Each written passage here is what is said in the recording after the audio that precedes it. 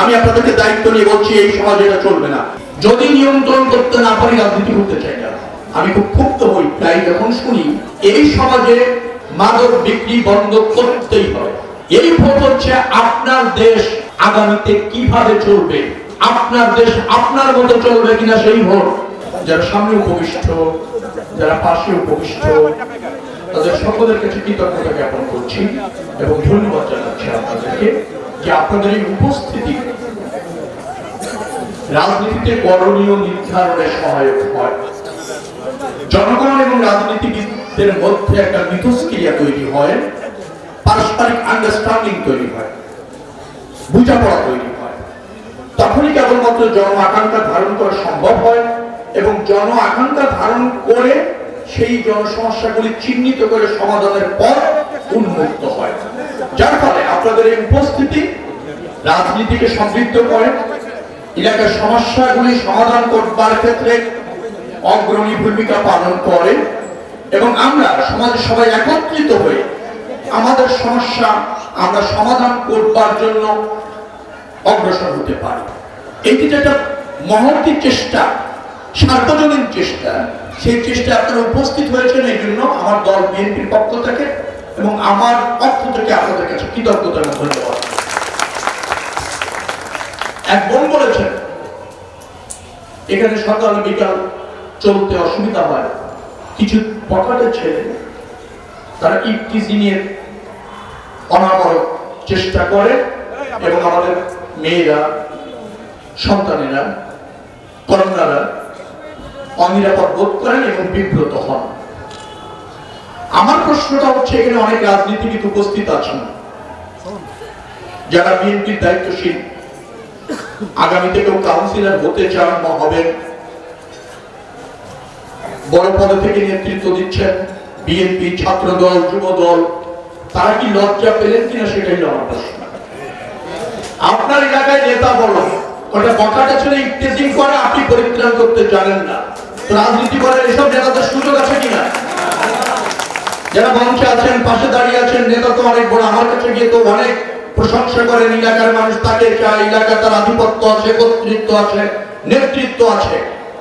এলাকায় নেতা থাকলে আবার সেখানে কিভাবে ইফতেজিং হয়? কিভাবে হয়? লজ্জা পেয়েছেন নাকি? আমার পাশে যারা বসে আছেন পাননি, পায় না, এই জন্যই হয়, পান না বিদায় হয়। এই মহল্লায় কার এত বড় ছেলে আছে যে ইফতিজিং করতে পারে? ওকে কালকের মধ্যে আটকে আমাদের খবর দেয়। যে সন্তান করে, বাপ যদি নিয়ন্ত্রণ করতে পারে, বাপ এলাকা ছেড়ে চলে যাবে, পরিবার সহ। আপনি সন্তানদেরকে চিহ্নিত করেন, এখানে ইফতিজিং করে কেন মাদক বিক্রি করে, চিহ্নিত করেন। দায়িত্ব আমার, আমি দায়িত্ব নিয়ে বলছি, আমার দায়িত্ব। আমাকে মেসেজ দেন, জানান নাম কি, পিতার নাম কি, দরকার নেই নাম জানান, পিতার নাম আমি বুঝে নেব। সন্তান যদি নিয়ন্ত্রণ করতে না পারেন, ওই পিতা মাতা ওই সন্তান নিয়ে এলাকা ছেড়ে চলে যাবেন, এই এলাকা থাকতে পারবে না। সন্তান অপকর্ম করবে, বাপ দায় নেবে না। আমি আপনাদেরকে দায়িত্ব নিয়ে বলছি, এই সমাজে এটা চলবে না, চলতে দেওয়া হবে না। আর যদি কোন নেতার প্রশ্রয় থাকে, আমাকে বলবেন ওর নেতাগিরি আজকে শেষ, রাজনীতি শেষ। এইরকম অযোগ্য নেতা বিএনপিতে দরকার নাই। এই রকমের অযোগ্য নেতাদের আগামীতে বিএনপি, ছাত্র দল, যুব দলের কোনো প্রদান করা হবে না। যার এলাকায় মাদক চলবে, যার এলাকায় সন্ত্রাসী কর্মকাণ্ড হবে, ওই এলাকায় ওই নেতার ওই এলাকায় রাজনীতি করার দরকার নেই। আমি কথা দিচ্ছি, হবে না। আর তারা ব্যর্থ হয়েছে, বিধায় আপনারা কমপ্লেন করেছেন। তারা যদি সফল হতো আপনারা কমপ্লেন করতেন না। আমাকে 12 দিনের জন্য ক্ষমা করে দেন। আফটার ইলেকশন যেখানে মাদক, যেখানে ব্যবহার, যেখানে অনৈতিক সুবিধা চায়, যেখানে চাঁদাবাজি, দুষ্কৃতিকারী, অবৈধ সুবিধা চায়, জাস্ট আপনাদের কাছে আমার অনুরোধ, একটা মেসেজ আমাকে লিখবেন। শুধু সবার কাছে তো ফোন আছে, লিখতে তো পারেন, আপনার পরিচয় দিতে হবে না। রবি ভাই, আমি এটা কেমন এলাকা, আমি বাড্ডানগরের বাসিন্দা, এই পার্কের এই কর্নারে এই নামে কয়েকটা ছেলে নিয়মিত আমাদের যে আচরণ করে তা আমাদের নিরাপত্তা বিঘ্নিত করছে। এগুলো লিখলেই হলো তো। দায়িত্ব আমার, আমি বলছি দায়িত্ব আপনার। আপনাদের কিছু হবে না, সে দায়িত্ব আমার। ভয় পাবেন না, আমাকে জ্ঞাত করবেন, আমাকে অবগত করবেন। মনে রাখবেন, এই রাষ্ট্রের আপনারা মালিক, এই রাষ্ট্র আপনার, এই সমাজ আপনার, এই সমাজের আপনি বাসিন্দা। কোন দুষ্কৃতিকারী কখনোই শক্তিশালী হয় না। ঐক্যবদ্ধ হন, ঐক্যবদ্ধ দরকার নাই, শুধু অবগত করেন, অবগত। যদি নিয়ন্ত্রণ করতে না পারি, রাজনীতি করতে চাই না।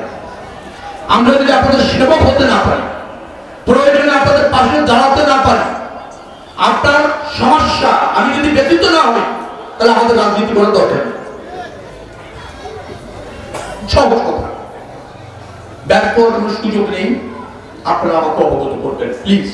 আমি দায়িত্ব নিয়ে বলছি, আবার বলছি, একটা রিপিট হচ্ছে। আমি খুব ক্ষুব্ধ হই প্রায় যখন শুনি এই সমাজে কিশোর গ্যাং আছে, এই সমাজে অবাধে মাদক বিক্রি করে, আর আমরা পুরো সমাজের লোকগুলি তাকিয়ে তাকিয়ে দেখি। আর আমাদের সেখানে নেতাও আছে, নেতার সংখ্যারও অভাব নাই।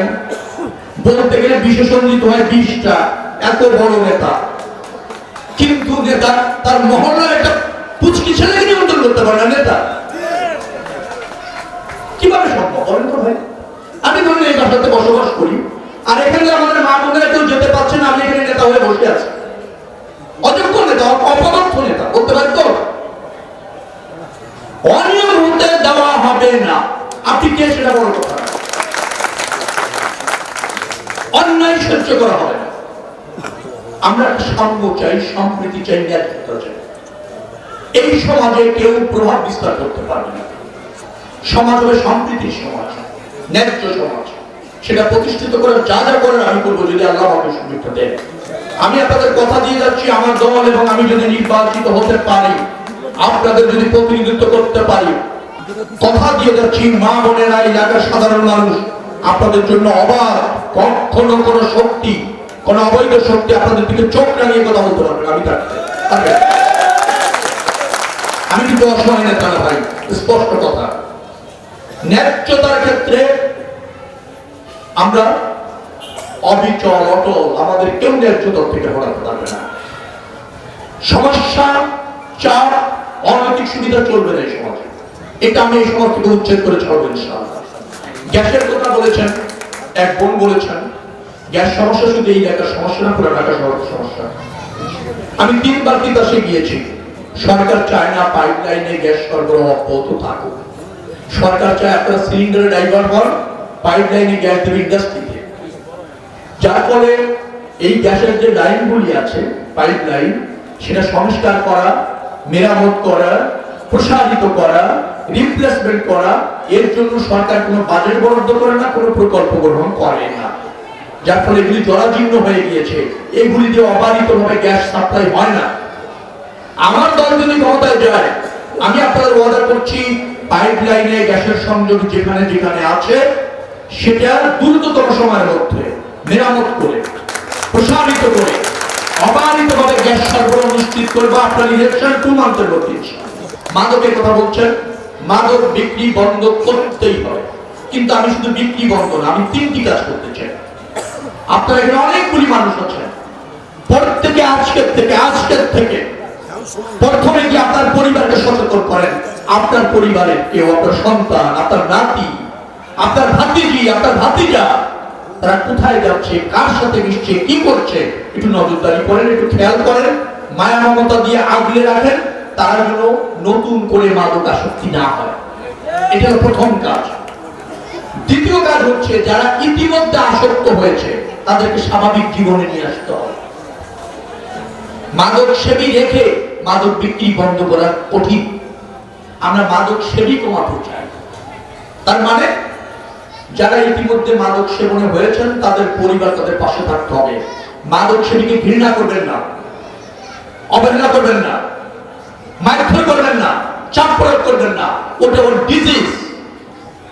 আপনারা অনেক মা, অনেক বাবা অত বোঝেন না যে তুই পেটে ধরিস কেন, খাস কেন, ছেড়ে দিস না কেন।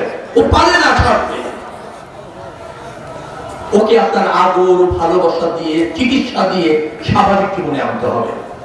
ও একমাত্র ভালো হতে পারে ওর মায়ের চোখের পানি দেখে, রাগ দেখে না। ওর মা যদি জড়িয়ে ধরে বলে, বাবা আমি তোকে সুস্থ করতে চাই, তুই এখান থেকে বেরিয়ে আয়, আমি তোকে ভর্তি করতে চাই হাসপাতালে। আমাদের মাদক সেবীদের পাশে থাকতে হবে। প্লিজ আমার কথাগুলো শুনবেন। মাদক চাপ দিয়ে মাদক থেকে মানুষকে বিরত রাখা যায় না। একমাত্র ভালোবাসা, আদর, শোভা, পাশে থেকে টাকা খরচ করে ট্রিটমেন্ট করে। আপনার ছেলে মনে করেন ক্যান্সার হয়েছে, মেন্টাল ক্যান্সার, আপনি এভাবে ভাবেন না। আপনার ছেলের টিউমার হয়ে গেছে, নিয়ে যান তো ইন্ডিয়ায়, নেন না, নেন। আর আপনার ছেলেটা মাদকাসক্ত হচ্ছে মনে করছেন, বললেই ও ছেড়ে দেবে। ও তার চেয়ে বড় অসুস্থ, ও তার চেয়ে বড় অসুস্থ। ওকে পাশে থাকেন, ওকে স্বাভাবিক জীবনে যদি ফিরিয়ে আনতে চান, আপনাকে ওকে পাশে দাঁড়াতে হবে, ভৎসনা না, আদর করতে হবে, ভালোবাসতে হবে, প্রয়োজনে ট্রিটমেন্ট দিতে হবে, ওকে ইমোশনালি ব্ল্যাকমেল করতে হবে, ভালোবাসার লাগবে। এরপর আমরা এইভাবে মাদক সেবীর সংখ্যা কমাতে চাই। মায়েরা যারা এখানে আছেন, বাবারা এখানে যারা আছেন, ভাইরা যারা আছেন, পুরো পরিবারের পাশে থাকুন, ওকে আগে সংশোধন করুন। নতুন যাতে মাদকাসক্তি না হয় পরিবারকে সচেতন করুন, আর বিক্রি বন্ধ করুন। তিনটি কাজ একসাথে করলেই মাদক নিয়ন্ত্রণ সম্ভব। আমি আপনাদের বিক্রি বন্ধের ব্যবস্থা করে দেব। আপনারা যারা এখানে আছেন দুটি কাজ করবেন। আপনার মাদকাসক্ত ছেলেকে ট্রিটমেন্ট করে ভালো বানাবেন, আর নতুন করে আপনার ছেলে মেয়েরা, নতুন প্রজন্ম কেউ যদি মাদকাসক্ত না হয় এ ব্যাপারে সতর্ক থাকবেন। খালি বলবেন মাদক বন্ধ করেন, মাদক বন্ধ করেন, হয় না। আমাদের সবাইকে রোল প্লে করতে হবে। আশা করছি তিনটি কাজ যদি আমরা করতে পারি, মাদক নিয়ন্ত্রণ করতে আমরা সক্ষম হব। আমার 10-12 দিন সময় আছে। আমি ইলেকশনের আগে আর পাচ্ছি না, কিন্তু ইলেকশনের পরে আমি করে দেবো। ইফটিজিং থাকবে না, সন্ত্রাস থাকবে না, দলের নামে চাঁদাবাজি, গুন্ডামি, দখল, আধিপত্য, দাম্ভিকতা চলবে না। বিএনপির নামে চলবে না, চলার কোনো সুযোগ নাই। এটা আমি নিয়ন্ত্রণ। কিশোর গ্যাং প্রশ্নই আসে না, কোন গ্যাং কিশোর বুঝি না। বড় গ্যাংও নাই এলাকায়। এই বড় গ্যাং কিশোর তো ছোট। আপনাদের এলাকায় অনেক বড় বড় গ্যাং ট্যাং ছিল, আমি নামটাও শুনি। সেগুলো আলম থাকলে একটু চলবে, টলবে না, কোন গ্যাংগিরি চলবে না। এই সমাজ হবে ন্যায্যতার সমাজ, সাম্যের সমাজ, অধিকারের সমাজ, সম্প্রীতির সমাজ। এখানে কোনো আপোষ নাই। লাস্ট কথা বলে শেষ করি। আমার আরো একটা প্রোগ্রাম আছে, এখনো তো ওয়াজও আছে সম্ভবত। হ্যাঁ, এবারের ভোটটা খুব গুরুত্বপূর্ণ। আমার লাস্ট আবেদন আপনাদের কাছে, আমি আপনাদের প্রতিবেশী, ভাই, বন্ধু। এবারের ভোট স্বাধীনতার পর এর চেয়ে গুরুত্বপূর্ণ নির্বাচন আর নাই। এই ভোট শুধু এমপির ভোট না, এই ভোট হচ্ছে আপনার দেশ বাংলাদেশ আগামীতে কিভাবে চলবে, আপনার দেশ আপনার মতো চলবে কিনা সেই ভোট।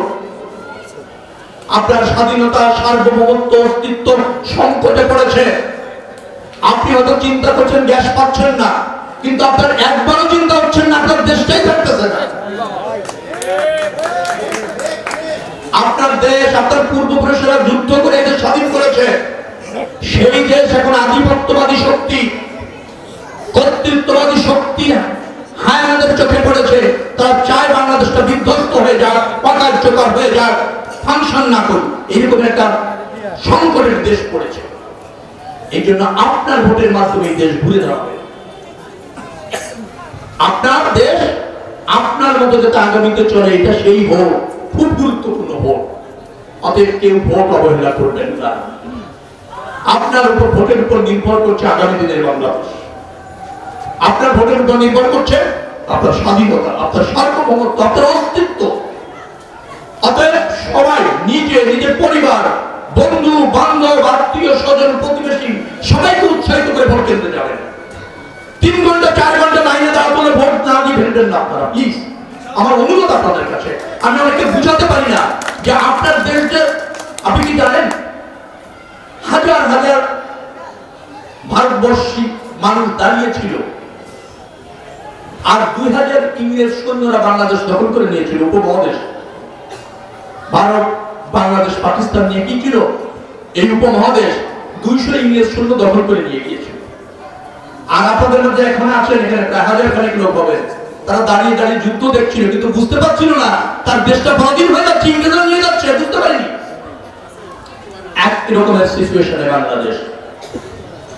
আপনি ভোট দিয়ে যদি আপনার যথাযথ প্রতিনিধি আর বিএনপিকে নির্বাচিত করতে না পারেন, দেখবেন আধিপত্যবাদী শক্তিরা বাংলাদেশটাকে এই প্যালেস্টাইনের মতো দ্বন্দ্ব, সংঘাত, আক্রমণ, অকার্যকর করা, অবরোধ দিয়ে এই দেশটাকে ধ্বংস করে দিচ্ছে।